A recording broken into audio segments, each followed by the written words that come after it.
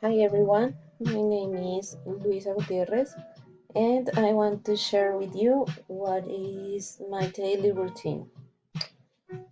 First of all, I wake up at 5 a.m. from Monday to Friday. I start my day with a small breakfast and after that I get dressed for doing some exercise around 6 a.m. At 7 a.m., I go back to my house and make breakfast for all my family.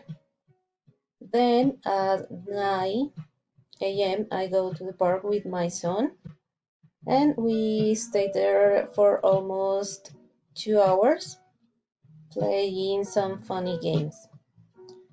We come back to the apartment, take a shower, and make some food. Around 1 p.m., we have lunch and take a nap. Then we make homework and play some games on the laptop until 5 p.m. when Benjamin, my son, has his Kung Fu classes. We go back at 6:30 p.m. We have dinner and Benjamin prepares to go to sleep at 8 p.m. While Ben is sleeping, I can do all my homework for college. And my day finishes at 10 or 11 p.m.